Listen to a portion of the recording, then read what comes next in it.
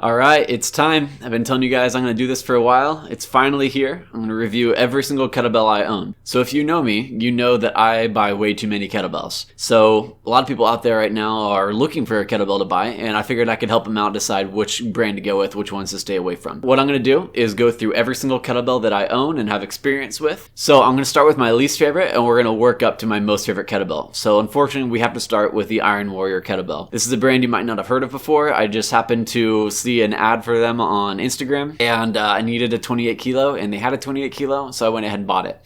Now, honestly, this is not a terrible kettlebell. It's definitely not my favorite. There are a few big problems with it that I have. For one, the window inside the handle is way too big. The horns on the handle are way too long, which creates this gigantic window. So it's really nice for when you're doing like presses and things like that, because the kettlebell sits nice and low on your wrist, so it's nice and stable. But when you're swinging it, it's almost like doing a towel swing, because the mass of the kettlebell is so far away from you because of the length of these horns. So for that reason, I don't really care for this kettlebell too much. On the plus side though, it is very cheap. It's actually the cheapest kettlebell that I own. So if you're looking for a cheap kettlebell that you can probably have delivered to your house in a couple of weeks, Iron Warrior might be a good one for you. So alongside with its great price, the other positive thing about Iron Warrior is their accuracy. They're actually one of the more accurate kettlebells I have. They're less than 1% off. I found my bell was only 0.71% off. So it's an accurate kettlebell. Now just know that the coating on this is a very aggressive powder coating. It's by far the most aggressive coating I have on any kettlebell. It's like sandpaper.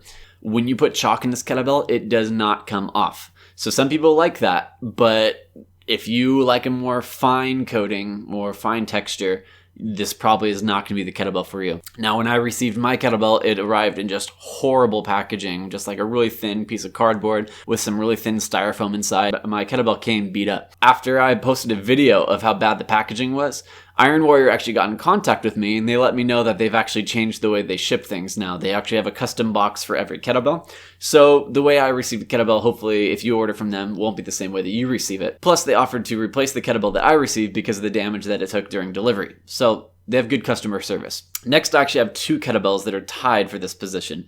They're so similar that they're pretty much the exact same kettlebell.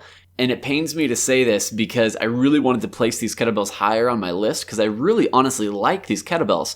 The problem is they are ridiculously expensive. These two kettlebells are going to be the Dragon Door RKC bells and the Strong First kettlebells. Now, like I said, these are awesome kettlebells. Honestly, if I disregarded the price completely, they'd probably be my favorite kettlebell. They're awesome. The E-coating is super durable. It slips in your hand when you loosen your grip. It grips down when you tighten your grip. The E-coating on it is essentially perfect. The handle diameter is pretty much perfect as well. It might be a teeny bit on the big side for me, but not worth getting upset over. The window of the handle is a little bit on the small side. I like a little bit larger window so that the bell is kind of sits on lower on your forearm when you're in a racked position. But again, it's not the end of the world. The problem with these kettlebells is their price. Now, these are premium kettlebells. If you want to just completely disregard price and just get the best kettlebells you can, these are probably going to be the kettlebells for you. The problem is that they're about twice as expensive as anything else on the market. So if you're willing to spend 2 times as much money for something that's just a little bit better, go for it. These are awesome kettlebells, but man, are they expensive. Now, as far as accuracy goes with my RKC and my Strong First bells, they're both pretty accurate. My Dragon Door bell came in at 1.03%, so pretty much 1%, and the Strong First bell came in at 1.45. So very accurate kettlebells. You're not going to have any problems with accuracy at that level. The one downfall I had with them was that the packaging is kind of cheap. They kind of skimped out on the packaging a little bit. It's not the worst. It's not as bad as Iron Warrior, but it's not the best either. I feel like if you're spending over $6 for a kilo of kettlebell, you should be getting better packaging. These should be coming in styrofoam molds for sure, and they don't come in styrofoam molds. So that's the only problem I have with these guys. So next up is a new kettlebell that just came on the market. I was kind of bought this out of curiosity. I didn't really need an 18 kilo, but I went ahead and got it because my clients were asking for one. But I went ahead and went with a Rogue E-coat bell. Before I ordered this Rogue E-coat bell, I never had any experience with any E-coat bells besides RKC and Strong First. So I wanted to see what an E-coat bell on the lower end of the price spectrum was going to look like. And honestly, it's fine. There isn't that big of a difference between the E-coat bell on a Strong First and RKC and the Rogue bell. It's not better, but it's half the price. So if you're wanting an Eco bell, I might urge you to check out the Rogue Eco bells because they're not bad. They're perfectly fine and serviceable, and they're half the price of Strong First and RKC. My biggest problem that I have with the Rogue Eco bell is its accuracy. It's the least accurate kettlebell I have, given it's only 2.2% off, so it's still within that industry standard of 3%, but none of my other kettlebells are over 2% off, so it kind of puts it at the bottom end of that bracket when it comes to accuracy. Now, I only ordered one, so it might be a fluke, but that's my experience with it. So next up is the first kettlebell I ever ordered. This started my kettlebell collection back about 4 years ago. I ordered the Rogue competition bells. I ordered these kettlebells back when I didn't know anything about kettlebells, and I ordered these specifically because they were more expensive, so I figured they'd be better. Overall, pretty happy with this purchase. They're incredibly accurate. They're the most accurate kettlebells I have. They're only 0.15% off. So you're going to get dead on accuracy with these kettlebells. Plus, as far as the handle goes, I tend to like smaller handles, and the competition kettlebells are going to have a standard 33 millimeter handle. So that's super good for me because I tend to like something about 35 millimeters. The packaging that they came in was spot on. It came in a full styrofoam mold with double cardboard layers, so couldn't ask for better packaging. The one downfall is they're a little on the expensive side. They're not as expensive as an RKC or a Strong First bell, but they are the most expensive kettlebell that Rogue offers. Next up, we got my brand new kettlebells that I just received, given I have the least amount of experience with these bells, but honestly, their reputation speaks for themselves. These are awesome kettlebells. These are going to be my Kettlebell King kettlebells. Now, the two Kettlebell King bells I have are the two heaviest bells in my collection, so take that into account when I'm giving you my opinion on these. For example, the packaging was amazing. The packaging was the best packaging I've ever gotten before. Full styrofoam mold, really thick, heavy-duty cardboard, but maybe they just do that for their heavier kettlebells. I'm still giving it a thumbs up for their packaging because the packaging was spot on. The handle is a little bit on the bigger side. I tend not to like bigger handles, but these are huge kettlebells, so they kind of need a bigger handle. So again, they get a pass. But what I do love about their handles better than any other kettlebell is they have a perfect window size. Like I said before, I like kettlebells with a little bit bigger window, so it sits a little lower on your forearm. These don't go too far like the Iron Warrior kettlebells did, but it's also not a teeny tiny window like the RKC bells are. Next up is the coating. I absolutely have no problems with this coating. It's not the best, but it's perfectly fine. It's a great powder coat. It came with a few minor blemishes, but I don't really care about the cosmetic stuff. The powder coat retains chalk really well, and it has a really fine texture. It's not overly aggressive, but it's not super smooth either. It's just enough for you to be able to grip down on. The accuracy of the Kettlebell Kings was fine. There's nothing to write home about. I found it was about 1.25%, so no big deal, but it could have been a little better for such a high-priced kettlebell. Now, the downfall to the Kettlebell Kings. They are an expensive kettlebell. They're almost as expensive as the RKC and the Strong First kettlebells are. Not quite that expensive, but they are up there. But they do get a little bit of a pass on that price because Kettlebell Kings includes shipping in their pricing. So you don't have to add on that price later, bringing that overall cost back down. Along with essentially getting free shipping, you also get a lifetime warranty on every kettlebell you order from them. So if they ever break or are damaged, just let them know and you get a brand new kettlebell. But unfortunately, that premium price is the only thing keeping me from putting this kettlebell in second place.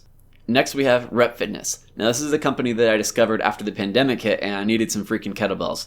They are very well priced. I have not been able to find another kettlebell of this caliber at this price point. They're very well priced for how good of a kettlebell it is. Honestly, if you're on a budget, this is the kettlebell that I'm recommending you go to because it's the best kettlebell you can get for the cheapest price. The packaging that it comes in is perfect, full styrofoam mold, which is impressive considering some of the premium kettlebells don't even come in that full styrofoam mold. The handle is where I have a little bit of an issue with. It's not the end of the world, but I have two different size kettlebells. I have a 24 kilo and a 12 kilo in Rep Fitness. I find the 24's handle is just a little too thick at 39 millimeters. It's just a little too big for how much I like, but I just prefer something closer to like 36. Then you have the 12 kilo on the opposite end of the spectrum coming in at 32 millimeters. That one is just a little too small for me. But caveat to that, generally women are going to use a 12 kilo more than men, and generally women will have smaller hands. So it might fit women's hands much better than it fits mine. My hands are a little on the bigger side, so maybe they just don't work for me. The coating is my biggest problem with the Rep Fitness kettlebell. Whereas it's not a deal killer, it's also not a good coating either. As soon as I pulled it out of the packaging, it just feels kind of cheap. It's a very smooth powder coating. There's not a lot of texture to it at all. Some people prefer that, but I like to have just a little bit of texture on my powder coating. So it's not my favorite powder coating, but it's not horrible either. I have found that it chips pretty easily though. Now, surprisingly, one of the big pluses to a Rep Fitness kettlebell is the accuracy. This is actually one of the most accurate kettlebells I own, other than the Rogue competition bell. All of my Rep Fitness bells are only 0.6% off. Anything under 1%, I'm perfectly happy with. So this is great as far as accuracy goes. And then like I mentioned already, the price, you absolutely cannot argue with the price. It's $3.25 per kilo. So you will not find a better kettlebell at that price. All right, the number one kettlebell I own. I really was hoping that I would give this number one slot to somebody else because I feel like this brand is just so overrated, but apparently they have this number one spot for a reason because my favorite kettlebell I own are my Rogue bells. Now, these are not the best kettlebells you can possibly get, but they're awesome kettlebells and they're priced very competitively. They're generally only a little more expensive than the rep kettlebells, and the coating you get on the Rogue bells is much better. The coating does tend to chip if you're kind of rough on it, but as long as you're careful with your kettlebell, it has a great texture on this powder coat that should last a very long time. The accuracy on these kettlebells are perfectly acceptable as well at 1.15%, perfectly happy with that. Now the handle width on all the different kettlebells are listed on their website, but the ones that I had are 38 millimeters, which is fine, a little on the bigger end, but it works perfectly fine. My problem with the handle is the window is a little on the small side, just like an RKC or a Strong First kettlebell. I like that window to be a tiny bit bigger. It doesn't clamp down on your arm quite so much when it's racked, but it works perfectly fine. The only real problem I have with the Rogue bells is their packaging. They come in the same cheap packaging that Strong First and RKC use on their kettlebells. If they put a styrofoam molder on these things like Rep Fitness does, there'll be absolutely no competition. So there you have it. There's all of my kettlebells reviewed. Hopefully this helped you pick out what might work best for you if you're in the market for a kettlebell. And I think I can finally say that I'm satisfied with my kettlebell collection and I'm done ordering kettlebells for a while.